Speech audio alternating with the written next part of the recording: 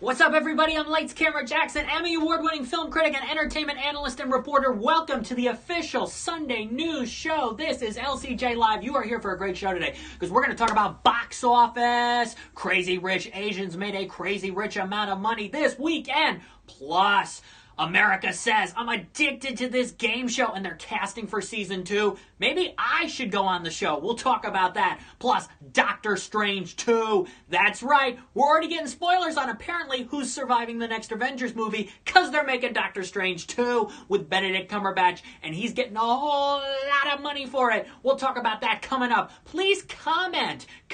Send me questions. Send me comments because I will read them on the air and respond to you throughout the show. And hey, it's a big weekend coming up because the Happy Time Murders is opening, and this could either be one of the huge successes of the summer or one of the biggest bombs in recent years. This is a major risk. So, let's get the party started with Crazy Rich Asians making more than $25 million to win the weekend box office. But that was Friday through Sunday only. Starting Wednesday, it ended up making $34 million total in the first 5 days. What's up, at KC450? Thanks for watching LCJ Live. Crazy Rich Asians, $34 million over the 5 days. I said that if it didn't make $30 million over the 5 days, I would be surprised. Very pleased. Warner Brothers is partying because they have the top 2 movies in America. They have Crazy Rich Asians. They also have The Meg. The Meg is the shark attack movie, dropped to second place, starring Jason Statham, $21 million. Solid second weekend. This shark attack movie's making money. It's going to swim, see what I did there, past $100 million coming up. It is making money. Congrats to Warner Brothers on the top 2 movies in America. That caused 2 other new movies this weekend to suffer. One of them being Mile 22, which is a terrible movie. It made $13.6 million. This is the latest collaboration between Mark Wahlberg and director Peter Berg. They did Lone Survivor from 2013. They also did Deepwater Horizon, which I really didn't like. And they did Patriots Day, which was completely underrated when it came out in 2016. Mile 22, hey, I did not think this is going to be turned into a franchise. They want it to be a franchise. They want a second and a third movie. This film is dull as dirt, and there are so many action scenes in it. It's just one after the other after the other. Oh my gosh, I cringed during part of Mile 22. Oh, not a good movie. Alpha, the movie about the boy and the wolf, $10.5 million to come in 4th place this weekend. I didn't see Alpha, but from what I heard, people liked it, but it's intense, and there's not a lot of dialogue in Alpha. That may have steered some families away, steered some people away, so that they didn't see Alpha this weekend. $10.5 million is okay, but it's not great, especially considering a lot of other families still went to see Christopher Robin and Hotel Transylvania this weekend. A lot of people also still saw Mission Impossible. Another $10.5 million for that, rounding out your top 5. Thanks for joining us here on LCJ Live. 6 through 10, I'll give you quickly. Christopher Robin, then Black Klansman with a solid second weekend, followed by Slender Man, Hotel Transylvania, and Mamma Mia. Here we go again, rounding out your top 10. Let's look at the limited release moneymakers before I go back to my take on Crazy Rich Asians. Did you see Crazy Rich Asians? Send in your comments if you saw Crazy Rich Asians. So, here's the thing. The Wife opened up. 4 theaters, made $110,000. Pretty good per screen average. I'm actually going to be in New York City tomorrow, and I'm seeing The Wife, starring Glenn Close. So I'm going to have my rapid review of that from New York City tomorrow, and then a full review, probably on Tuesday, of The Wife, starring Glenn Close, getting a lot of attention for her performance in this movie. So it made some money, along with a film called We the Animals, which also did very well in 3 theaters.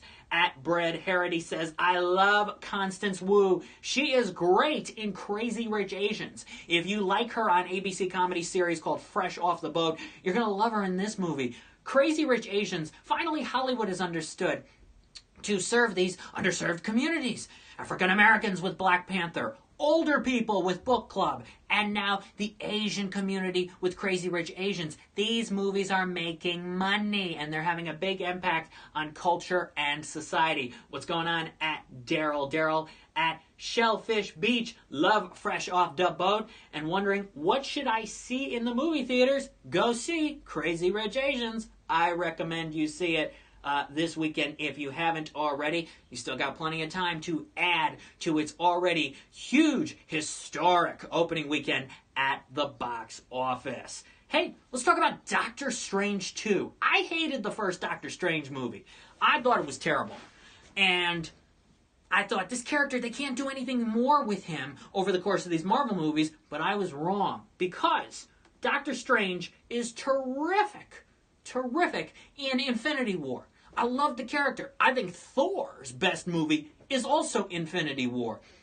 We see these characters in a different light. We see the perspective of them change when faced up against Thanos in this whole entire situation. So now Marvel's saying, we're going to make Doctor Strange 2, and we are giving Benedict Cumberbatch a huge pay raise, maybe because of the success of how he did with Infinity War. They say it's going to go up to about $10 million. He's going to get paid for Doctor Strange 2. Now, Marvel has not confirmed when Doctor Strange 2 will be released. They say they're probably going to film it next year with a release maybe early or summertime of 2020. But I'm going to look forward to it because I like this character now. Sometimes it takes a while for me to grow onto some of these characters, and sometimes I don't like them quite as much. I loved Robert Downey Jr. in the first Iron Man movies, but then him in the Spider-Man movie and some of the other stuff, it's a bit of oversaturation. So it's here and there, my take on some of these Marvel superheroes and all of these characters. But Doctor Strange 2, I guess he's going to survive the next Avengers movie, unless they go back in time for some reason. Doctor Strange 2 is coming back. What's up? Thanks for joining us here on LCJ Live, your premier Sunday news, breaking news, entertainment analysis show hosted by me, Lights Camera Jackson. I appreciate you being here because the viewership is tremendous.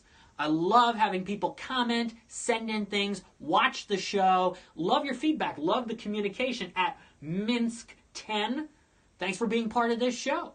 The internet is a wonderful thing. We get to communicate. We get to talk to each other. And you can get all my content on all kinds of social media platforms. It's not just Twitter at LCJ Reviews. It's also Facebook. I'm on Facebook. I got a professional page. I got a personal page. I'm on Instagram, posting all kinds of photos at LightsCamJackson. I'm on Snapchat, LCJ Reviews.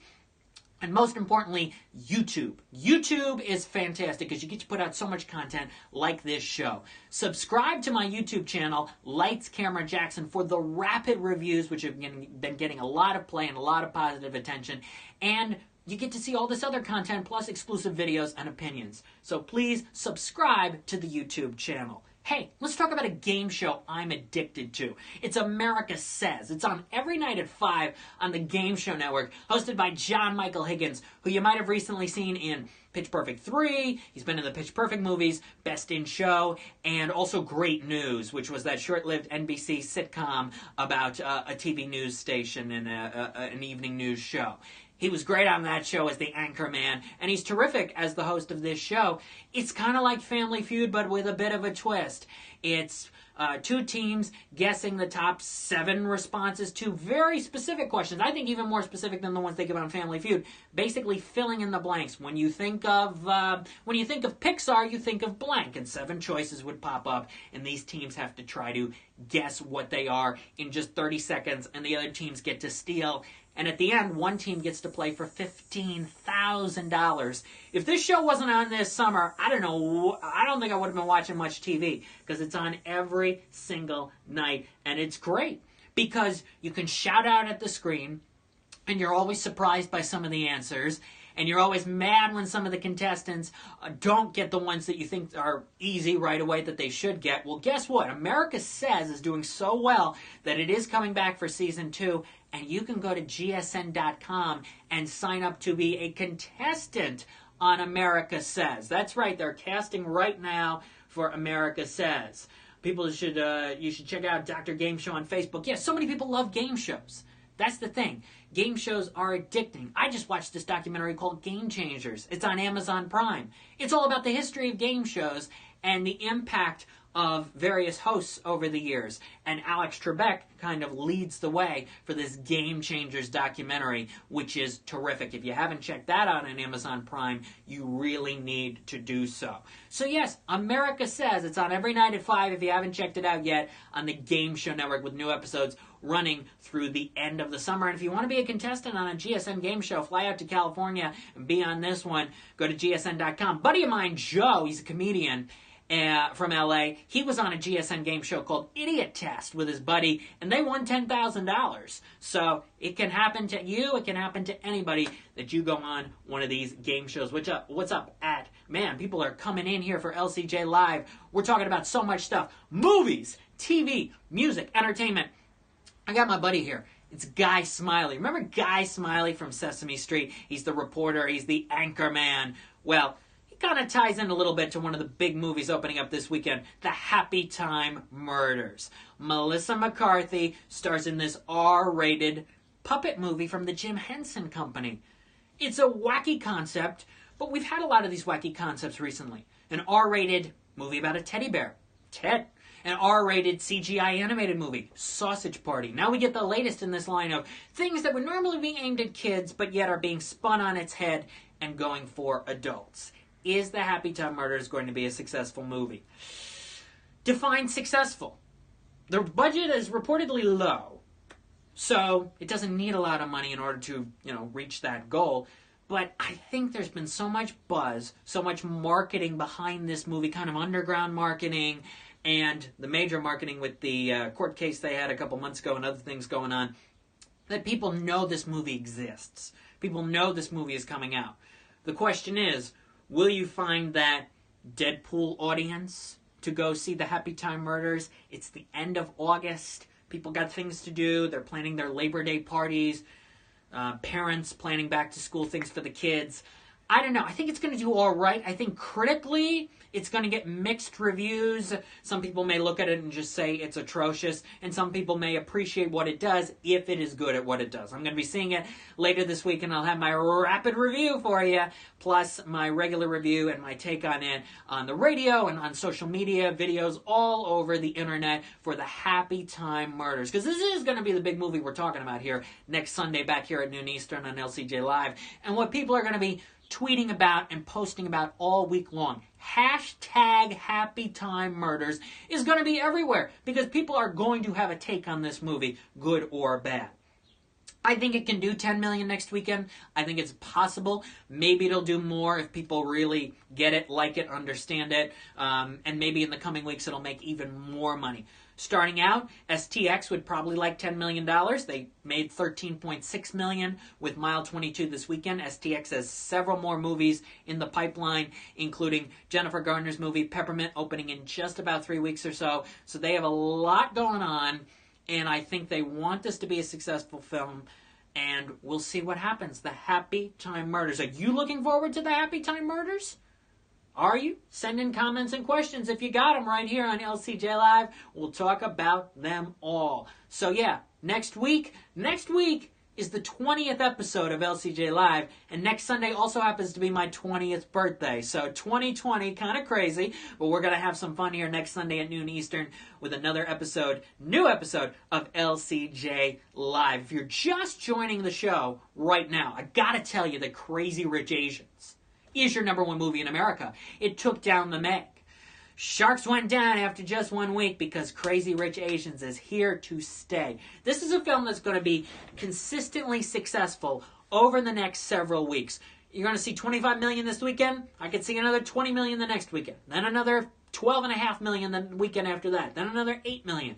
It is going to make a lot of money because people are going to go once or twice. If you saw it a week and a half ago, at the early advance screening that Warner Brothers did around the country, you probably went again this weekend. And maybe over Labor Day, you're going to go another time. That's 3 times you go see Crazy Rich Asians. People are buying up theaters, selling them out, and giving the tickets to Crazy Rich Asians to their friends and family members. When do you see that? It's so rare these days for a movie to do that. But Crazy Rich Asians is pulling that off, which is amazing. Again, look at what Black Panther did. Look at what Book Club did. Film aimed at African Americans when there hadn't been a real superhero movie aimed at African Americans. Book Club, a film aimed at older people that we really hadn't seen this kind of movie before. 3/4 of the way through Book Club, I realized that, with all the silly sex jokes and the 50 Shades of Grey references, when you break it all down, these stories of 65, 70, 75-year-old women and men deserve to be told on the big screen because they have worth, they have value if they're done right. These stories, like the one depicted in Crazy Rich Asians, deserve to be told on the big screen. It's a great romance. It's got a lot to it. It's a sultry look at Singapore, and there's real drama, and there's a real energy and a nice vibe to it. It's not this crazy, outrageous movie. I know people were complaining online, Crazy Rich Asians doesn't live up to its title because it's not crazy. Yeah, the title misleads you a little bit, but just forget about that. Just go see the movie. Go see Crazy Rich Asians. Go see Christopher Robin if you haven't seen it already. I think it's one of the 2 or 3 best movies of the year so far. Go see Christopher Robin. It is fantastic. Mission Impossible's pretty good. If you still haven't seen Mamma Mia's terrific. There's a lot of decent movies out there right now, and some terrible ones like The Meg and The Spy Who Dumped Me. Black Klansman is good too.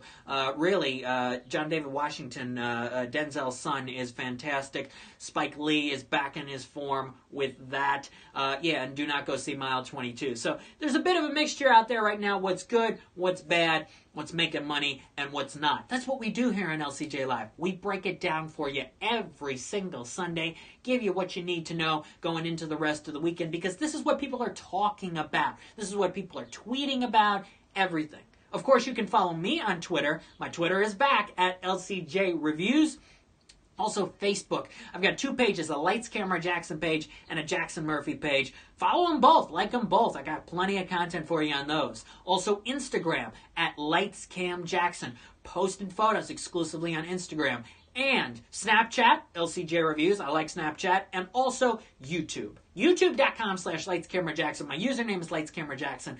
Please subscribe to the channel because you're going to get notifications of the rapid reviews that I put up. These rapid reviews are about 60 seconds long or less of my instant takes on these new movies when I come out of them. I came out of Mile 22 and I thought, this movie is so bad, I only need 22 seconds to tell you that it's terrible.